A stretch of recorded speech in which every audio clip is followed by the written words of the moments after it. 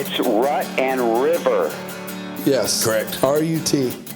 I rest my beard hair on it. And then you know you're there. Like a nice, gentle little pillow for my beard. Right. And then I'm all up in it. Oh. I'm like Kobe beef for sharks. Can I ask you, what made you guys call me up about, well, this? That's what tickles our fancy. Exactly. Okay. Thought the Rocky Mountains would be rockier. John Denver is not accurate. Man. A guy like you, who has absolutely no clue, and I can hear it in your voice, that, I mean, you're a blank canvas. I mean, I can just start with you like from scratch. You're going to tell me, a grown man, you're telling me what lure to use and how to fish? You guys didn't snap your whopper plopper off either, though. Sorry, I blew up over that. And we are back. You are listening to the Rut and River Pursuit podcast. This is Reality Outdoor Radio, where our mission is to get you in the outdoors by connecting you with the people, products, and skills you can trust. You can trust them. You know it. Hey, guys, I'm Ryan. Who do I got with me? I'm Kyle. I'm Will. It's Bucky. What's going on, fellas? Hey, Bucky, you know what? What's I need up? you to do me a favor. What's that, bud? I need you to tell me a little bit about this month's sponsor. Oh, let me tell you about this month's sponsor. This month's episodes are brought to you in part by Scared Fishless Tackle Company. You'll find everything you need to be successful on the water there. These soft plastics are rugged. Will caught multiple fish on the same 6-inch diamondback worm during our most recent pike and bass trip to New York. Yeah, buddy. Yeah, he did. He slayed them. Need a custom color or bait made? Hey, guys, they do that too. Nice. Check them out at scaredfishless.com. Scared Fishless. Or on Instagram and the Facebooks at Scared Fishless. Scared Fishless. Oh, that's good stuff. Good stuff. I've got a treat for you guys. Oh, I do. Yeah. I'm doing this in celebration of Kyle's triumphant return. He's back. He's back with us. Good to have him back. I'll tell you what. If you guys have ever, It's Kyle-tastic. it's Kyle-tastic. Well, yeah. I mean, in honor of Bass-tastic month, also. Oh, yeah. If you guys have ever gone onto YouTube, trying to look for some instructional video on doing any kind of fishing, Yeah. I don't care what you looked up. This guy's videos came up. The guy we're talking to, and if it didn't come up, you probably spelled it wrong. Right. Let's What? just be perfectly honest. But who I got on the line for us tonight? What did you do? I got Mr. Travis Manson from Smallmouth Crush. Travis, you there, bud? I'm here, guys. How are you? What's up? Oh, wonderful. Just looking outside my garage, and it's raining. Can you believe that? No, not at all. Suck. It's a good thing we're all sitting down right now. Yeah. It doesn't rain in PA. No, gosh. It rains everywhere I go. I just got back from a long trip in Wisconsin, and the worst 2 weeks of my life as far as weather-wise goes Really? happened in Wisconsin, yes. They're still talking about it. I mean, listen, 41-degree water temp in June? Come on. Wow. How far north were you? Not too north. I was on the Bay of Green Bay, Lake Michigan area. Oh. It's Cheesy. yeah, it is cheesy. But if you look, really like upstate New York, Lake Ontario, it's on the same, was it parallel line? Yeah. So it's in that same zone. It was just a crazy spring there, just like here. Man, you almost needed to pack your ice flasher. I know. I was going to say, they just pulled off the ice shanties. Yeah. Right. That's crazy. And in June. Well, obviously, for anybody who doesn't know, Travis, we've actually spoken with him before. We ran into him at the Great American Outdoor Show this past year. We had a nice little talk. I saw that, and I'm sorry I missed you, Travis. This is Will. That's all right. We keep him pretty busy during the show. I forgive you. Thank you for your grace. But yeah, and again, I'm going to reiterate this fact for those folks listening that aren't familiar with Travis's work on his YouTube channel. You really do have to go check all of that stuff out, Travis. Just from my own personal experience, I got into fishing later in life, and your stuff's invaluable. Send them right now. Yeah. We'll wait. Yeah, go ahead and pause the episode. Look, take a couple of days and go through Travis's YouTube channel. Like Stevie says, check out them YouTubes. Mm-hmm. But man, your stuff is super informative. Thank you.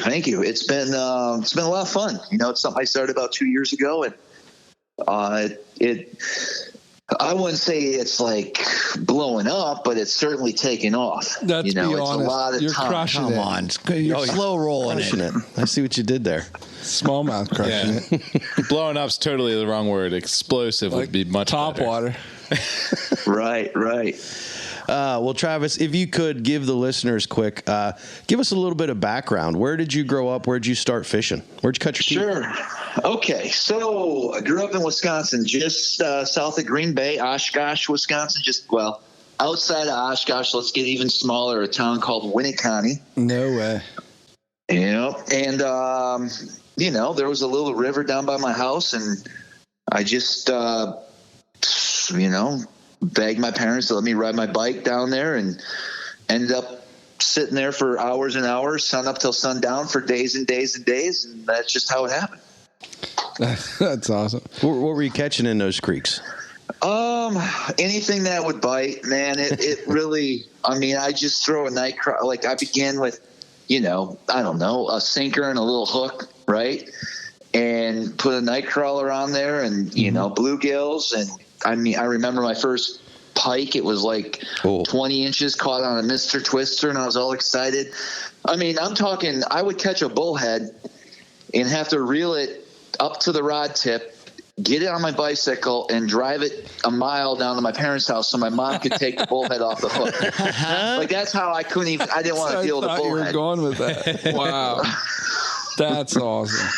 Yeah, my neighbors, we had one neighbor down the road, and they would see me drive by with a bullhead hanging down my, picture on a bicycle, and you have your rod sticking straight out, and you have a bullhead kind of bending the rod over in front of your bicycle as you're riding back. Yeah. Like a baseball card in the spokes with the spin. So that's how that started. And then eventually I was like, you know what, I can do it. Went to Walmart. I remember we had when the Walmart first came to Oshkosh, Wisconsin, it's like the big thing, right? I'll bet. And besides the air show. Right. Besides the air show, yes. So I get there, and I bought my dad bought me a magazine to Bassmasters. So I would see all these guys in these fancy boats. At the time they were probably like 18 foot with 90 horse motors, but it was still pretty cool. Not experienced any of that. And so I bought my first, I think it was like an Abu Garcia round bait casting rod, a combo. Right. And I got it rigged up. I was all excited. I practiced, and I went out there. And whenever it rains in Wisconsin, whenever you get a heavy rain in this creek, catfish would move in hard. Like it would be a flooded out creek, dirty water. Yeah. And I remember there was this old man down there, and I came down with my little bluegill panfish setup, and he was like crushing these catfish. And I was all devastated because the water, I've never seen it where it was just dirt and mud and current. It was always nice and some lily pads and some grass and clear water. But after this flood, these big channel cats moved in. And so he kind of showed me the ropes that day, and then I brought my bait caster down. And, guys, I remember setting up. So it's really just we call it a Wolf River rig. It's just a 3-way swivel with a sinker and then a line with a night crawler. I set it up on the bridge. I'm sitting there, and I must have walked over to my bike to grab something, and I got a bite, and the freaking catfish took my whole setup over the rail of the bridge, dude. Like, just pulled it right in. Gone. Life lesson. You mowed so many lawns to be able to get that rod at Walmart, too. Actually, it was asparagus. I picked asparagus from a neighbor down the road. I picked more asparagus than anyone I know, guys, back in the day. Bucky was an asparagus farmer. Yeah. Really? Yeah. Back in the day. Back in the day. He would pick them 2 at a time.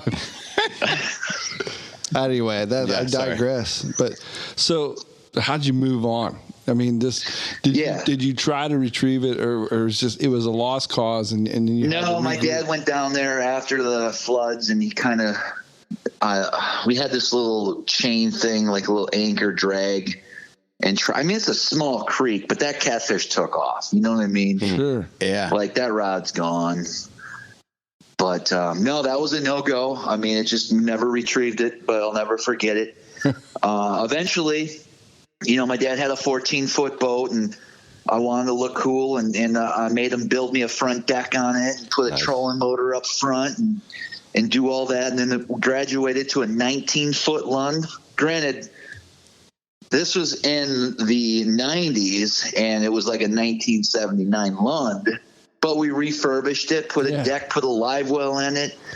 And because I was big into walleye fishing growing up. That's what you did in Wisconsin. So it was all about walleyes. And I was going to say, too, like, Lund is king up there. Yeah. Sure. Yeah. Sure. Lund is king. They make a sturdy craft, that's for sure. Man, this thing was a beast. We caught a lot of fish off of it, but lots of mojo. This was still probably before I had a driver's license, because I remember he'd drop me off before work and then pick me up after work. I'd be out on the water every day. Wow. Not knowing what I'm doing, but just, having fun and trying to figure things out. Eventually, once I did get a driver's license, I talked him into getting a smaller walleye boat, a fiberglass boat that could handle the waves a little bit. And Lake Winnebago was kind of the biggest lake. If you look at a map of Wisconsin, it's one of the largest inland lakes in the state, and might be one of the largest in the, it's got to be a top 20 in the country, I would think. And that's where they do the sturgeons. Yeah, absolutely. So, sturgeon spearing, all that. So that was kind of my home body. But then there's the upper lakes. There's a whole nother section of Lake Winnebago. It's called the Upper Lakes, which is Lake Poygan, Butamore, and Lake Winneconne. Then you have the Wolf River. And I just spent a lot of time there. I had some high school buddies that fished, so I got into the walleye side. And it took me quite a few years, man. I was in my, early 30s when I discovered bass fishing. I caught bass growing up, and I threw spinner baits at lily pads every once in a while and would catch a fish or two, but I never really gave it a thought until about 2007 is when I really got the bass bug and converted. What happened there? So during my walleye tournament, Mercury Marine was a sponsor of mine, and they're out of Wisconsin, right? They're out of Fond du Lac, yes, Fond du Lac, Wisconsin, and they asked if I wanted to fish in the first ever Bassmaster Elite Series on Lake Amistad as a co-angler. That's the one that Ish Monroe won.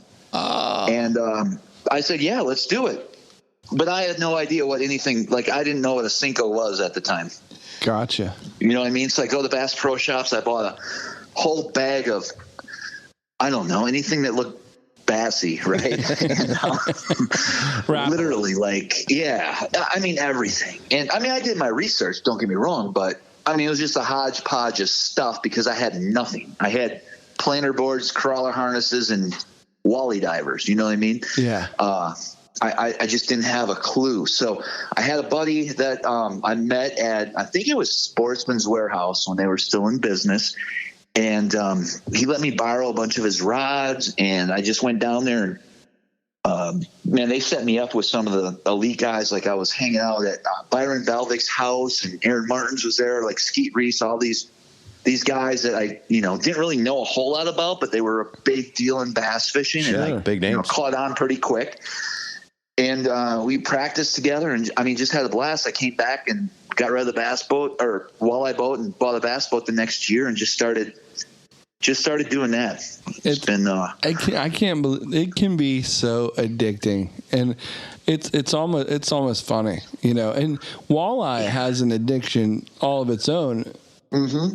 So, I guess you had your fill of the walleye to move on to bass. Yeah, man, I spent so many nights in waders in the rivers, night fishing in De Pere, Fox River, world-class walleye fishing. I've caught monsters. I think 13 pounds is my biggest walleye and a lot of double-digit fish. And it was fun, but I just loved bass fishing. It's weird. It's all about where you grow up. you know, what part of the country you're from. I'll tell you what, I vacation down the Keys a lot, and that saltwater stuff's got me freaked out, because if I was down there, dude, we'd be talking like $250,000 boats, right? Mm-hmm. Oh, yeah. And I mean, get you in the door. $1,000 gas bills, more than that probably. Yeah. I mean, I couldn't even imagine. I think that's my, like, if I had a redo, or I could, like, you know, I think I'd be a saltwater guy, because I love that. But I can't. I got to stay away from it. Otherwise, it'd be too crazy. Does that make sense? 100%. Absolutely. Mm-hmm. That's why I'm not down there. No. Is that why? I mean, that's one of the reasons. Yeah. It's pretty high on the list. We were fishing the pier, or one of the bridges, rather, sorry, in the Keys. Yeah, going into the Keys. And I don't know what grabbed me, but something grabbed my line and ripped it down, like almost like, I don't even know, like, it was like scary how the rod just left my hand, and then just like that it was gone, and so that to me is wicked, to have fish that powerful. You caught that parrotfish right before that or right after that. Oh yeah, I mean, you catch tons of different. I don't even know what fish color that like thing that, was. but whatever. Now, was that like that parrotfish? Was that like a dark, like a bluish fish? It was blue, yeah. Yeah, dude, I caught one of them too. Isn't that the craziest thing? Like, down there, they're probably a nuisance, but if you're from Pennsylvania or up north and you never caught one, dude, that's a big deal. That's a cool fish. Yeah. Well, I have a relative that lives down there, and he's like, that, you know, like, to him that was the best fish of the day, you know, to get that parrotfish. But I don't know what they all look amazing, you know, and you're exactly right. But to have fish like that rip stuff out of your hands and do, like, it's another level. But in our world, back in PA and Wisconsin and things like, what's better than a smallmouth? Or a big largemouth just doing their work. Mm-hmm. So tell us a little bit more about how are you afflicted by bass, since you are the smallmouth crush guy? Yes. So, I mean, growing up in Wisconsin, you know, we were surrounded by the Great Lakes, and of course it's great smallmouth fishing. So when I caught the bass bug, I spent a lot of time chasing smallmouth, and I mean, I just fell in love with the fish, and it's just, I don't know. I prefer to catch smallmouth. I feel, what's the word I'm looking for? I'm more confident when I'm fishing for smallmouth. If I'm in a smallmouth type of a tournament, I feel a lot better as well. Because, I mean, keep in mind, I actually, in 2010, when I wanted to get serious, I jumped into the Bassmaster Opens, and this was only... So 2 years prior, I'd never caught a bass in my life. And I ended up qualifying for the Bassmaster Elite Series that year, my first year trying. Like, I'm now fishing against the biggest names in the country. Wow. All over the country in places I've never been to. And 2 years prior, I didn't know what any of these plastic baits were even, you know, their names. Like, I was way too new to be on tour, but somehow it just happened that I was able to qualify. So, real interesting story. I just wish I could have that. I mean, it was a special time in my life because that's all I thought about. And to reach a goal like that was amazing. But I ran out of money quick, guys. I had $100,000 a year to fish at that level. You know, it didn't take long for me to have to be like, okay, I guess we can't fish professionally just yet, Travis. What are we going to do? And so I just kind of continued to, to learn. And, it's one of those things I wish I knew now what I know then. Like, I mean, now I feel I'd be ready to compete at that level. You know, it's just, it was just a huge learning curve. But at the same time, look at these guys just coming up, like, through college events and stuff like that, with all the information online and, YouTube videos and just information out there. If you really wanted to pursue bass fishing at the tournament level, you can do it now, like, quick. obviously time on the water. I fish a lot. I fish 250 days a year, so I'm out there a lot. I don't think I've missed a day except when I travel to and from Wisconsin, and maybe a day or I actually have tomorrow off, which is great. Slack. But since April 1st, I've been on the water every day. Wow. Here on the Chesapeake Bay, I guide full time, so it's it's a largemouth deal here. And then I did spend a couple weeks up in upstate New York. This past, was it 3 weeks ago? And then I have a tournament Saturday down here in the Chesapeake, and then Saturday night I'm going to head straight up to Lake Ontario for the opener and get up there Sunday morning and hopefully be up there crushing some big smallies. That's incredible. Yeah, we love all those places, and have not yet begun to explore. Sure. We're going to have to schedule some time on your boat. Yeah, whereabouts are you getting a lot of the largemouth there in the Chesapeake Bay? Yeah. So you're in the tributaries and stuff, right? Yeah, so the upper Chesapeake, I'm saying anything north of Baltimore, basically, towards the top of the bay. Gotcha. Okay. Gotcha. Yep. And how? If it's a big area, but if someone wants to book with you, how far out do they gotta give you a heads up? Yeah, so obviously the springtime's my busiest because it's the best fishing, and it's just been crazy. If you want a spring trip, it's almost like, call me up now for next year. I think I have maybe 3 dates left in July and maybe 4 dates in August. As we get later in the summer, so this is such a weird year because of the weather. Yeah. Ryan, Ryan, put your phone down. Ryan's trying to call you right now. We're doing a podcast, bud. I wanted to book those dates. Sorry about that. No, that's fine. So really normally, if it was a normal year, by another 3 weeks, the Chesapeake would be getting very hard, meaning you're fishing for 5 to 6 bites a day. Dead of summer, pressure, those fish are feeding more at night. But this year could be totally different. We could have an amazing July, early August, perhaps, because the grass isn't set up right. But a typical year, I tend to start to slow down, and I start to head up to upstate New York to guide more frequently that time of the year, just because the fishing's a little bit better.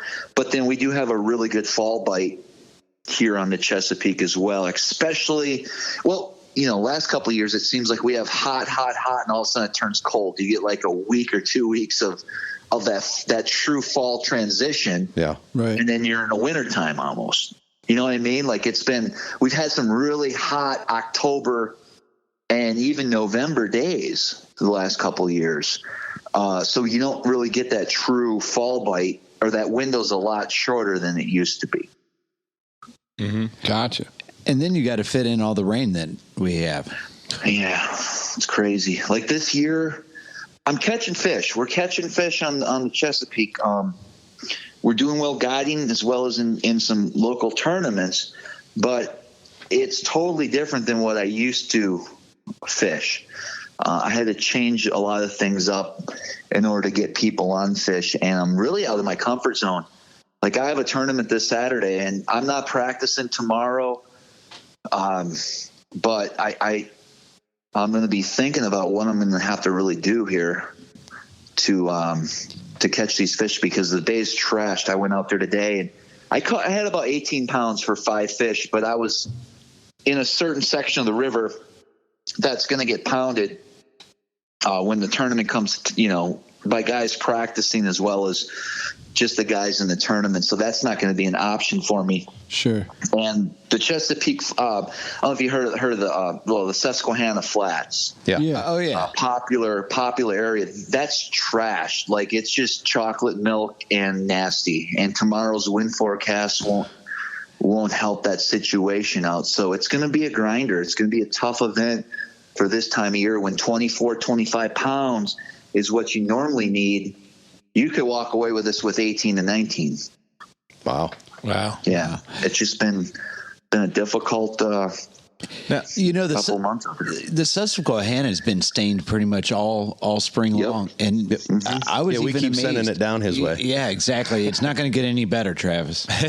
No, we're influenced totally by what goes on in that river system. The whole Chesapeake, the upper bay is determined by what happens in upstate New York and all of PA as far as the rain and conditions in the Susquehanna dictates pretty much all of that. Now, there's some branches as you go up the Bohemian, the Elk River, that's more influenced by the Delaware River, and that water doesn't commingle, so there is some clean and clear water on the bay, but the majority of the areas where the fish 80% of the population of bass live, that's all dealt with by the Susquehanna and by that, by the flow. What can you tell us, what are ideal conditions for the largemouth?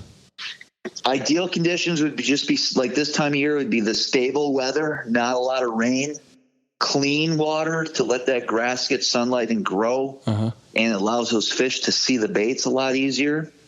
When you're fishing mud, it's just, you gotta, first of all, it's tidal, so those fish are very picky when they want to bite, and you have to be in the right spot, right time at the right place, right time, and you have to be able to have that fish see that bait that you're presenting properly to them. And with this, with the conditions we're facing, I mean, it's hit or miss. It really is. There is some good days. Like, it'll start to clear up. The winds might be calm for a day or two. The tide change brings in new water. Things start to settle, and you have a couple good days in the normal spots where you're used to catching fish, and then all of a sudden we get more rain or the wind picks up, and doesn't take much. Next day you're casting your bait where you could get a clear cast. Now you got this algae black slime every other cast that's just getting on your baits, and it's very frustrating. What kind of color are you using then in these kind of conditions, Travis? Like, are you going to like blacks and blues? Yeah, so right now the bait of choice for me is, and it's no secret. I mean, I share a lot of this stuff on my YouTube channel and social media and stuff like that. But I use black and blue, chatterbaits, spinnerbaits, things like that. Swim jigs will be a darker color as well. That seems to be working the best for me. I also have a couple tricks as far as my spinnerbaits go, especially tidal water. You throw a little orange blade on the top. Your first blade, if it's a tandem spinnerbait, a little orange Colorado blade with maybe a bigger Colorado blade in the back to add some vibration. That seems to be working, but that's not my favorite way to fish. I hate doing that, but you have to in the mud water. You know what I mean? Like, it's just there's nothing else to do. You can't. I mean, I went into a couple of marinas today, and I figured there'd be some. There's about 30% of the fish I feel have not spawned yet, and so I was kind of looking for some spawning fish that were coming up. We got a full moon here, I believe Sunday or Monday. So I knew there's going to be some more fish moving up, and I figured there'd be some fry garters around. And I love the drop shot around those types of areas, but I put my drop shot bait in the water, and in 2 inches it disappears. I mean, that's not good. Right. Yeah. I spent 20 minutes in there, and I said, you know what? And by all means, I'm fine with a tough tournament. I don't mind when the fish is tough because the time on the water is going to help me in those cases. But for all these other guys that are from out of town that are practicing for this tournament, I mean, it's going to make it very difficult, especially, with those conditions. When your bait disappears in 2 inches of water, I mean, that's tough. That's not fun. No. Well, and you did say you like to drop shot, but you mentioned earlier that you don't like to throw the spinnerbaits. It's not your favorite way to fish. What would be, given the conditions being ideal, that favorite way for you to fish? So I like to throw a lot of crankbaits, and I do like to drop shot, even for largemouth on the Chesapeake. That's my number one deal. Awesome. Nice. Now, Travis, you mentioned for this upcoming tournament, the guys coming out of town, how they're going to have a hard time. How do you typically kind of go about preparing for a tournament that you have that's on a new body of water? Yeah, so I try not to fish a new body of water because I know I'd suck at it. No, I'm just kidding. No, when I have to, when I have to go to, so like a lot of the tournaments I fish are all in the northeastern part of the country. Okay. So upstate New York, Oneida, Champlain, Thousand Islands, Chesapeake Bay, Potomac. These are areas now that have a lot of experience on. But when I qualify every year, we do, if I fish the bigger opens, you have a chance in points to qualify for the championship, which could be anywhere in the country. Last year, it was on Guntersville, Alabama, and the year prior it was on Kentucky Lake. So those are new fisheries for me. Yeah. So I do a lot of internet research, do a lot of YouTube videos, man. I'll type in Kentucky Lake all night long. Yeah. And watch stuff. If my memory serves me correct, down at Guntersville, you need to throw a red craw crankbait. I think that's what they were saying. Yeah. In the springtime, absolutely. But this was in the fall, so it was a little bit different bite. You blew it. Oh, swing and a miss. Swing and a miss there, Bucks.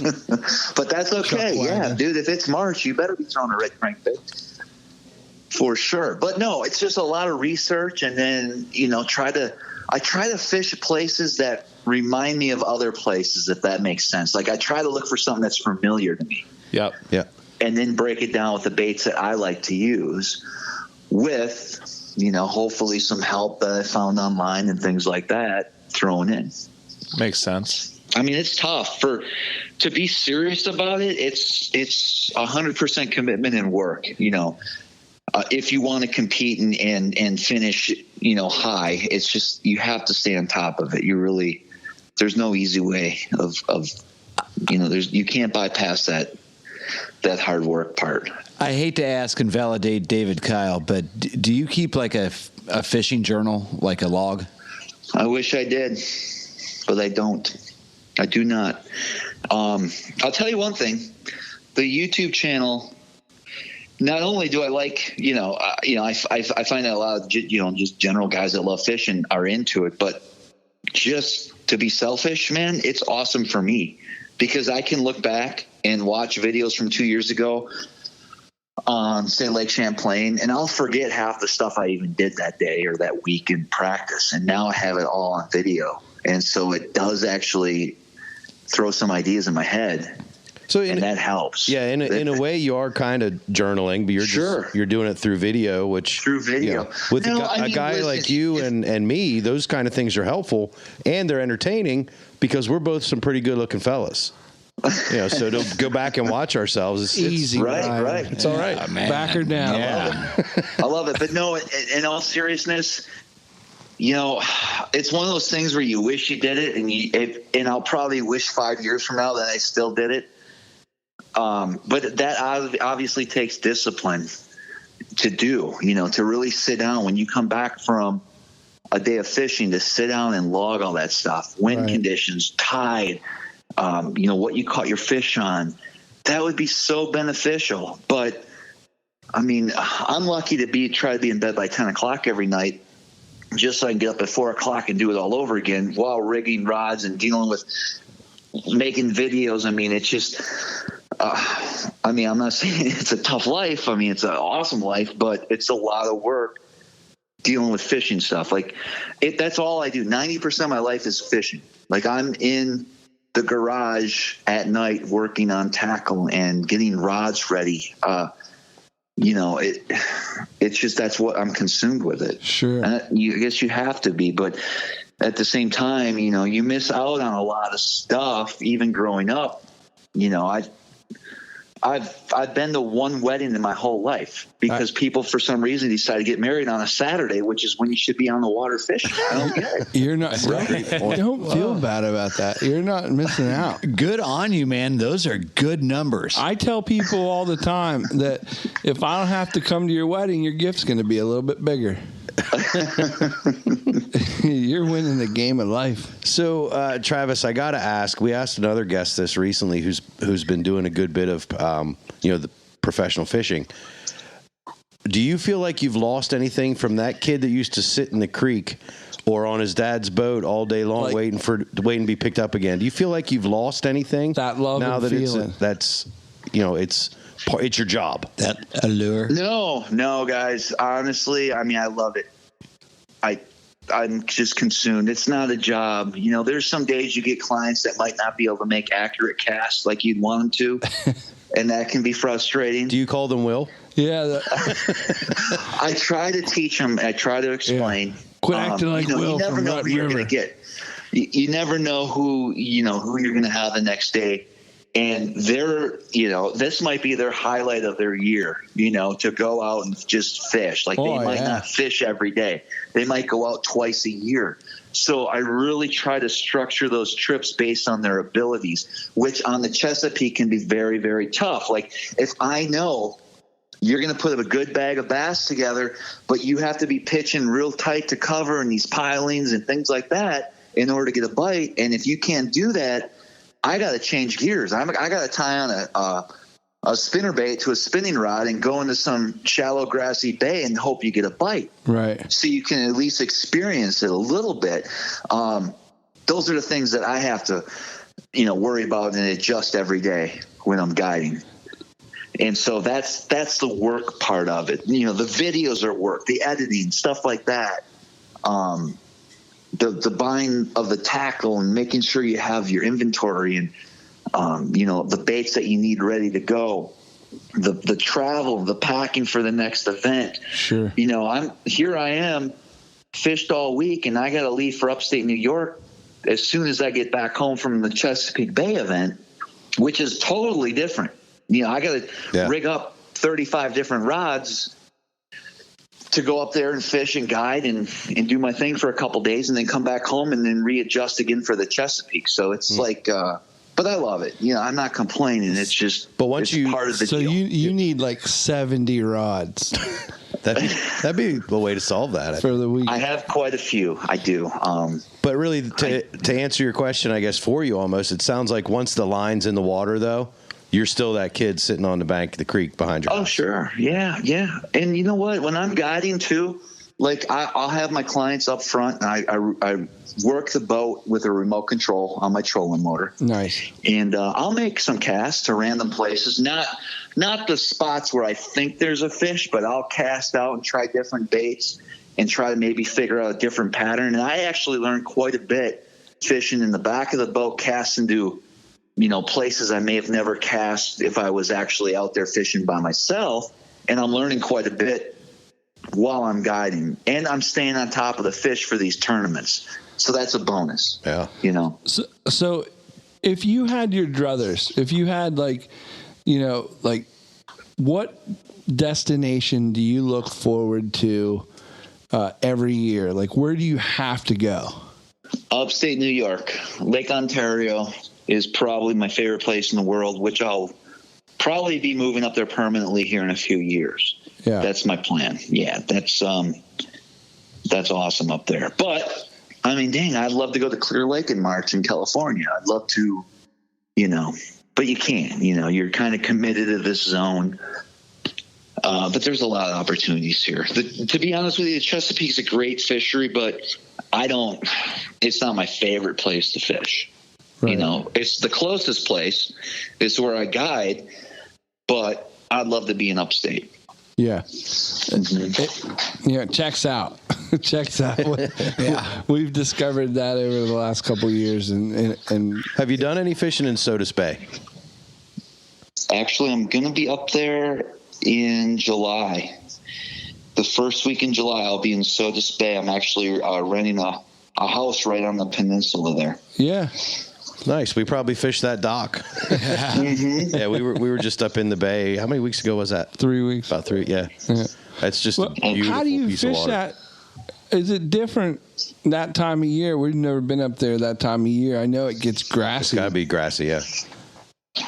It's got to be full of grass by the time I get up there, I would imagine. Yeah. I'm going to venture out on the lake. The southern part of Lake Ontario, I think, has a lot of exploring as well. Gotcha. For smallmouth, of course. Yeah. No, we need to find those smallmouth. That would be epic. We found the largemouth and we found the pike. Yeah, largemouth and pike is what we were going up for. We try to go up early before the grass does get overwhelming, but we pretty much just fished the bay. Yeah. Did you catch any good ones? Oh yeah. Largemouth? Oh yeah. Yeah. Yeah, we were over 5 pounds. Yeah. I've actually never fished. I shouldn't say that. I fished a few times, but I've never like committed to Sodus Bay in that area. And that's one of the things I'm going to kind of explore some of the Finger Lakes a little bit more too. And kind of get away from, as much as I love Thousand Islands Lake, the northeast side of Lake Ontario. I know there's a lot more opportunities around that whole body of water. It seems like it. I mean, we're PA boys, so anything like that is just crazy to us. So, I mean, I don't know. It's a different world, It is. Yeah. I mean, dude, I've fished all these local lakes in PA since I moved here, and I can't, get excited about them. I just can't. Yeah. Yeah. What is it? Marsh Creek, Blue Marsh, Sure. Nixon, I mean, all that stuff. Man, too much pressure and few bites is what I found. Yeah, absolutely. Yeah. You fish Racetown? Yes. Yep. Yeah. No, I actually have not. That's what's that? About 2 hours northwest of Harrisburg. Yeah. Yeah, I have not been there. I've heard west, stories. basically. I heard it's got some amazing fish, but a lot of pressure, and those fish are pretty smart. Tons I like of pressure. dumb fish. Yes. I like dumb fish. New York fish are Yeah, dumb. dumb fish are great. New York fish are dumb and strong. That's the best combination. Right. No, I love it. Yeah, we this is awesome. Yeah. I appreciate you taking this call on short notice as well. I don't want to go without saying that you took this call on short notice, so it was wonderful that you did that. Yeah, not a problem. This is the part of the show where we like to move on to a segment we call the Fast Five. Whether or not it's actually fast or not has yet to be proven. We haven't broken any records. Yeah, no records. But we asked you 5 questions, and you just kind of tell us off the top of your head what you think. Rifle it all. Okay. First thought comes to mind. And there are no wrong answers. Well, okay. But we'll tell you if they are. If they're wrong. Ready? Red crankbait. Oh, I'm sorry. Yeah. Actually, that's probably a good answer, number one. What's the one thing you can't live without in the outdoors, Travis? One thing I can't live without? Yeah. A trolling motor. Oh. I like it. There you go, with the remote around your neck. All right, then number 2, what's your favorite movie? Office Space. That's awesome. That's a first for us. That's a great movie. Number 3, one thing that you do daily to prepare for your outdoor lifestyle. Oh, man. Updates his TPS reports. It doesn't have to be glorious. No, it isn't. I mean, I check my YouTube channel and see how things are going. Getting back, responding to all the messages. Nice. And I should, real quick, I want to take the time to at least apologize or I try to get back to everybody, but through, all the different facets of social media, Instagram and text message, and somehow people get my phone number, which is fine. I get a guide request. I get a guide request on my email, and I open it up. I'm thinking, okay, cool. Guy wants to book a trip. No, he just wants to know what pound test line to throw in these conditions, which is fine. But sometimes it takes me a little bit of a while to get back to everybody. But I do try to respond to every question. Gotcha. So that's what I do in the mornings before I head out the door. I try to answer a few questions here and there. Keep up on the socials. What time do you get out in the morning? Oh man, guys. So I leave. It takes me 50 minutes to get to the Chesapeake in the morning, 2 hours with traffic on the way home. So if I'm meeting guys at 5:30 or 6, I'm waking up around 3:30, 4 o'clock every morning. Wow. Bless your heart. Well, my body's so accustomed to it. I wouldn't even know. I would just get up. Yeah. At this point. Sure. The next question is, what's on your bucket list for fishing? Yeah, that's a good one. Do you have one? I mean, I have goals and stuff. I guess I'd really like to spend more time, and we kind of touched on this earlier, that saltwater deal has really got me thinking. Right. And I eventually, especially if I moved to upstate New York, I'm going to have to get away in the wintertime to break it up a little bit. Yeah. So I think my goal is to definitely spend some time, down in the Keys in the Florida area, saltwater fishing. That would be on the bucket list for sure. Cool. And I do want to break a state record smallmouth. Yeah, buddy. Oh yeah. Which state? Yeah. Either Wisconsin or New York. They're all about the same. Yeah. I'm going to need a 9.5 pounder. Ooh. That's a big smallie. Oh, yeah. All right. Big old football. It's a blimp. Besides the 9-pound smallmouth bass, what makes you happy, Travis? 12-pound largemouth. Yeah, man. No, I mean, I love tournament fishing. I really do. I love, I don't know what it is. It's just something I just love doing. And I hate placing bad. And I like being like mediocre or having a decent year it drives me and it makes me angry. It really does. Like if I have a 6th place finish, a lot of guys are freaking jacked up about that. I'm pissed off driving home. You know what I mean? I want to win badly, and it's not for bragging rights. It's just something inside of me. Second is first loser. Yeah. I mean, come on, man. I just took second last week, and I was all proud for a little while until you just said that. I don't know why he would do that. Sorry. He's very competitive himself. Yeah. And I don't know what it's just it's really me and the fish is all I think about when I'm out there. It's not the other guys. They don't, everyone has a bad tournament here and there. So when you get a couple big sticks, it doesn't, I don't get intimidated like I used to. Right. You know what I mean? I know what I'm capable of, and it's just I got to be able to get the job done when I'm out there on the water. And it's all about making the right decisions. I know where they live on the Chesapeake this weekend. I know what I need to do, and I have expectations. But, man, it's fishing, so things don't always work out that way. Sure. My goal is to get 5 good ones, by 10 o'clock. But let's say I have 3. Now what do you do, Travis? You know what I mean? Do you leave? Do you go scramble? Do you go run stuff that you kind of, in the last couple of weeks, there's a couple good fish, but then has other people been in that area? Are you going to come in with 3 fish and look like a chump? I don't know. Could happen. I'm due for one, Yeah. I'm actually going to add one more question. Okay. This has never been done before. Unprecedented. Speedy 6. Yeah, Speedy 6 now.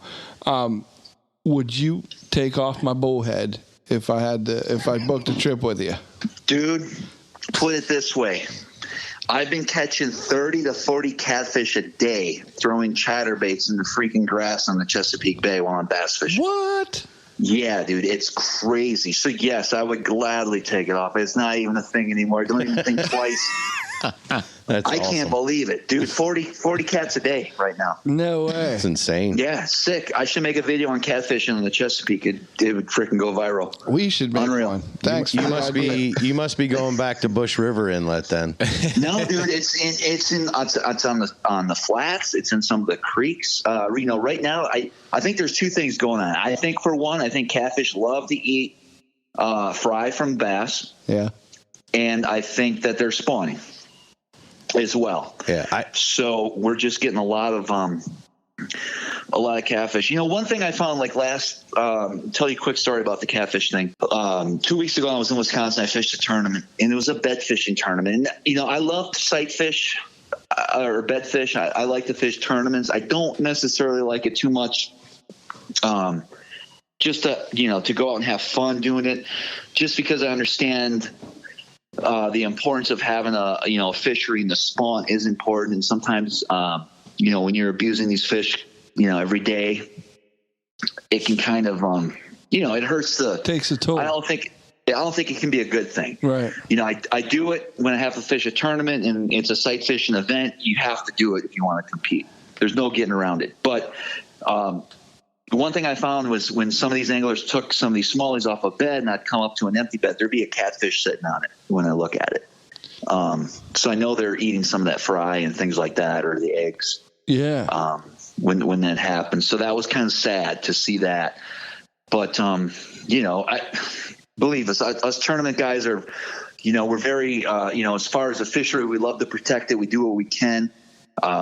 the average angler that goes out there and keeps 5 smallmouth or largemouth a day, they're definitely, I believe, doing a lot more damage than we are when we have a couple tournaments here and there. So I try to look at the positive too, when it comes to that. But yeah, that was interesting to see that. Yeah, that's something that hasn't been brought up around the table. What happens when you take them off the bed? Sure. Yeah, so very cool. Yeah. Hey. Well, fortunately, there's thousands of fish spawning. You don't see every bed that's out there, and these fish, a lot of fish are bedding a lot deeper than they used to. So, you take it, you understand, but at the same time, like I said, when you're in a tournament, you got to do what you got to do, and you just kind of be thankful that at least you release a lot of the fish throughout the year, and hopefully don't do too much damage. And I think the fisheries are very strong. The areas that I fish are just getting better and better every year. Wonderful. The smallmouth fisheries, anyways. Hey, Travis, thanks for spending an evening with us and talking about your adventures in bass fishing, especially since you've kind of lived in various places across the country and fished a bunch of different fisheries. Oh, yeah. It's great definitely been a treat. For people out there that don't know already how to watch you, how to follow you, how to get a hold of you, how can they do that? Let's wake these people up. Yeah, definitely. So all you got to do is go on the YouTube and type in the search Smallmouth Crush, and a lot of my videos will come up. Otherwise, big on Instagram. Try to post a lot on Instagram, so that's at Smallmouth Crush as well. And then the Facebook, I'm kind of, for some reason, I try to get on there every once in a while, but I don't know. For some reason, I'm spending more time on the other 2 platforms than Facebook, but you can find me Travis Manson or Travis Manson's Guide Service on Facebook, and then you can follow me there as well and try to keep you up to date. And if you have questions, like I said, I'll get back to you. It just might take a couple days. Sure. It's understandable. Awesome. Yeah, thank you so much for your time, Travis. I know you're a busy guy and you got a bunch of things you got to get done tonight, so we're gonna let you go. Sounds good. I appreciate it. We're gonna release you like a bullhead. We'll catch and release. Without the bicycle ride. Thanks so much, Travis. Yeah, thank you, Travis. Thanks, guys. How about that one, guys? Wow. Yeah. Dropped a little knowledge on us all. Good stuff. I mean, he's fishing, with the exception of Wisconsin, a lot of the same backyard. Same things we're fishing, so it's good to know. I'm going to have to do a little bit more looking into largemouth fishing around the bay. I'm going to start a YouTube channel called Bullhead Crush. Do it. I love it. I love it. Yeah. It's crazy that he was pretty much pro with being self-taught. Yeah. Yeah. That 2 years. Yeah. Boom. Yeah, 2 years and then boom. No, I find that I find that to be interesting. Some guys have all the luck. They got run into the right people or whatever it is, and other guys just grind it out. But you never know. Lightning strikes, right? That's awesome. How about it? Good stuff. Hey, but don't forget, guys, this episode is brought to you in part by Smokin' the Grove Barbecue Festival. Smokin' the Grove. That's being held July 26th and 27th in Spring Grove, Pennsylvania. For more information, head over to smokinthegrove.com. Smokinthegrove.com. Love me them burn ends. Mm-hmm. And it's also brought to you in part by Moses Family Jerky. Get out of town. Oh, yeah. Get 15% off your next order by heading over to mfjerky.com. Make sure you use that promo code JerkyPursuits15. That is good stuff, fellas. Good stuff as always. Hey, Kyle. Hey, Ryan. How can they find us? They can find us at Rut and River Pursuits Podcast on Facebook, Instagram, and the YouTubes. Don't forget to check out the Twitter as well. I do the Twitters. Oh, yeah. And they can also find the podcast on Spotify, Apple Podcasts, all of those wonderful. And iHeartRadio. And iHeartRadio. We do heart those radios. I do. Yeah. Absolutely. Can't forget Google Play, too, for the Android users. Everywhere you can find a podcast, you can find us. Absolutely. Love it. Go to rutandriverpursuits.com. Check it out. Good stuff, boys, as always. Absolutely. Great show, y'all. Appreciate y'all. See y'all. Weedless.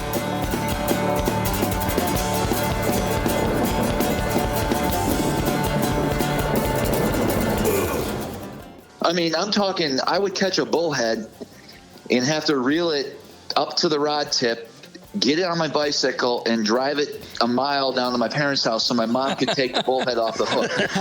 Like, that's how I couldn't even, I didn't want to deal with the bullhead. You were going with that. Wow. That's awesome.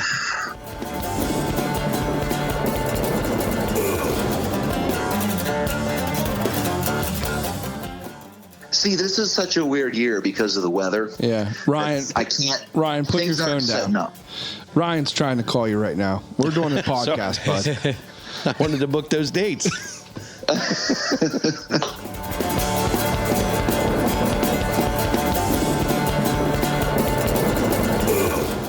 Tons I like of pressure. dumb fish. Yeah. I like dumb fish. New York fish are Yeah, dumb. dumb fish are great. New York fish are dumb and strong. That's the best combination. Right. No, I love it.